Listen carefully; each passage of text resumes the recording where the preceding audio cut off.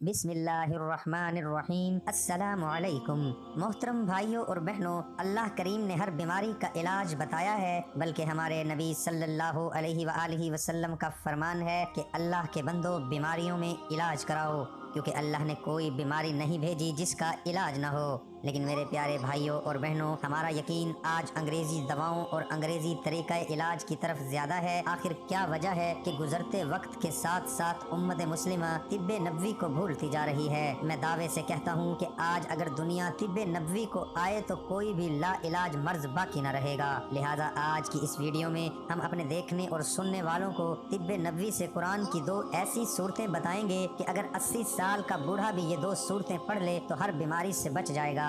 بڑے سے بڑے عالم دین، بزرگان دین اور صالحین اس عمل کو پڑھنے کا درس دیتے ہیں۔ یہ بات ذہن میں رکھیں کہ حدیث کی کتاب بخاری سے آج کا یہ عمل آپ کی خدمت میں پیش کر رہا ہوں۔ پیارے بھائیوں اور بہنوں، روایات میں ہے کہ جو لوگ یہ دو صورتیں پڑھتے ہیں تو وہ لوگ صحت مند زندگی گزارتے ہیں، بلکہ جو لوگ گھروں میں بیمار ہیں یا پریشان ہیں یا اپنی بیماری کی وجہ سے علاج نہیں کروا سکتے تو ان کے لیے یہ مفت قرآنی علاج ہے۔ بس ان دو صورتوں کو اپنی زندگی کا حصہ بنا کر صحت گزار سکتے ہیں۔ یہ دو بڑی آسان صورتیں ہیں، بلکہ آپ اپنے گھر میں بچوں کو بھی یہ دو صورتیں سب سے پہلے یاد کرائیں۔ بچے بھی ان صورتوں کو پڑھنے میں ہر قسم کی بیماری، نظر یا شیطانی اثرات سے مکمل محفوظ رہیں گے، اور جو لوگ ان دو صورتوں کو پڑھتے ہیں تو وہ لوگ اللہ پاک کی حفاظت میں رہتے ہیں۔ حضور صلی اللہ علیہ وآلہ وسلم خود یہ دو صورتیں روزانہ پڑھا کرتے تھے، بلکہ ایک صحابی عقبہ بن عامر رضی اللہ تعالی عنہ کہتے ہیں کہ میں ہر رات ان دو صورتوں کی تلاوت کرتا تھا اور اسے اپنے اوپر ضروری کر لیا کرتا تھا، کیونکہ رسول اللہ صلی اللہ علیہ وآلہ وسلم نے مجھے انہیں پڑھنے کا حکم دیا تھا۔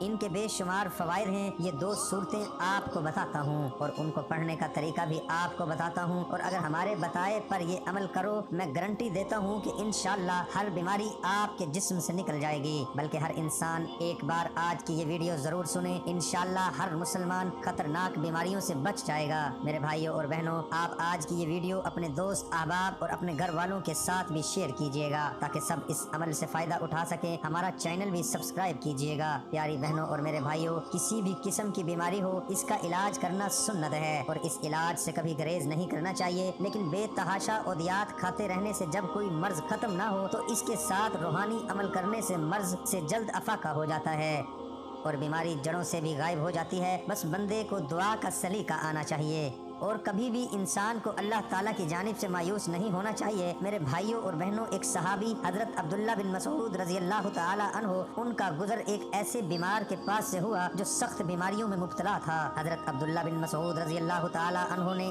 اس مریض کے کان میں قرآنی آیات پڑھی اور وہ اسی وقت ٹھیک ہو گیا، اور آپ صلی اللہ علیہ وآلہ وسلم بھی وہاں موجود تھے۔ اب آپ خود دیکھ لیں کہ اللہ نے قرآن میں شفا رکھی ہے، اور جب قرآن کی صرف دو صورتیں جو آپ کو بتا رہا ہوں، یہ دو صورتیں آپ روزانہ پڑھیں گے تو آپ کے جسم کے اندر روحانیت پیدا ہوگی، اور جب روحانیت پیدا ہوگی تو ہر قسم کی بیماریاں، بلکہ لا علاج بیماریاں بھی آپ کے جسم سے نکل جائیں گی۔ آپ سے بلڈ پریشر، معدے، شوگر اور بہت سی بیماریوں سے محفوظ رہیں گے۔ محترم بھائیوں اور بہنوں، حدیث کی کتاب بخاری میں آتا ہے، نبی صلی اللہ علیہ وآلہ وسلم ہر رات جب بستر پر آرام فرمانے کے لیے آتے تو اپنی دونوں ہتھیلیوں کو ملا کر قل اعوذ برب الفلق اور قل اعوذ برب الناس دو صورتیں پڑھتے تھے، اور پھر دونوں ہتھیلیوں پر پھونکتے اور پھر دونوں ہتھیلیوں کو جہاں تک ممکن ہوتا اپنے اوپر پھیرتے تھے۔ اسی طرح پہلے چہرے پر ہاتھ پھیرتے اور پھر سامنے بدن پر، اور یہ عمل آپ صلی اللہ علیہ وآلہ وسلم 3 دفعہ کرتے تھے۔ رسول اللہ صلی اللہ علیہ وآلہ وسلم کی طبیعت ناساز ہوتی تو آپ صلی اللہ علیہ وآلہ وسلم یہی عمل سورہ فلق، سورہ ناس کو پڑھ کر اپنے جسم پر پھونک لیتے۔ جب آپ صلی اللہ علیہ وآلہ وسلم کی تکلیف بڑھ گئی تو حضرت عائشہ رضی اللہ تعالیٰ عنہا آپ صلی اللہ علیہ وآلہ وسلم پر یہ صورتیں پڑھتی اور اپنا ہاتھ برکت کی امید سے آپ صلی اللہ علیہ وآلہ وسلم کے جسم پر پھیرتی۔ اسی طرح حدیث کی کتاب ترمذی میں ہے کہ آپ صلی اللہ علیہ وآلہ وسلم نے فرمایا، تم صبح و شام 3 مرتبہ قل هو اللہ احد، اور یہ صورتیں تمہیں ہر چیز کے لیے کافی ہو جائیں گی۔ بلکہ رسول اللہ علیہ وآلہ وسلم جنوں اور انسانوں کی نظر بد سے پناہ مانگا کرتے تھے۔ پھر جب سورہ فلق اور سورہ ناس کا نزول ہوا تو آپ صلی اللہ علیہ وآلہ وسلم نے انہیں لے لیا اور ان کے سوا باقی سب کو چھوڑ دیا۔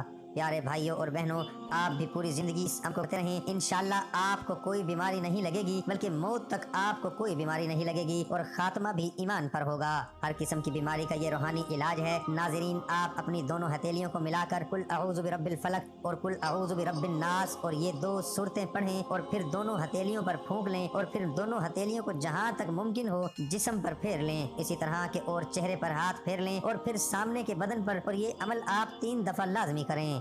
और नाज़रीन, ये बात भी जहन में रखें कि ये दोनों सूरतें उस वक्त नाजिल हुई थी। एक यहूदी ने नबी सल्लल्लाहु अलैहि वसल्लम पर जादू करने की कोशिश की थी और उसके कुछ असरात आप सल्लल्लाहु अलैहि वसल्लम पर जाहिर भी हुए। अहदीस से साबित है कि इन सूरतों की तिलावत और उनसे दम करना जादू के असरात करने और दीगर दुनियावी आफात से बचने के लिए बेहतरीन अमल है। इन दोनों सूरतों को जादू, नजर बद और जिस्मानी और रूहानी आफात के दूर करने में बड़ी तासीर हासिल है और हर शख्स इनके मुनाफे और बरकत को हासिल करने का मोहताज है। हजूर सल्लल्लाहु अलैहि वसल्लम और सहाबा कराम का इन दोनों सूरतों को सोते वक्त सुबह शाम और हर नमाज के बाद पढ़ने का मामूल था। हमें भी इसका एहतमाम करना चाहिए। अल्लाह ताला हमें हर बीमारी और जादू जैसी आफात से हमारी हिफाजत फरमाए।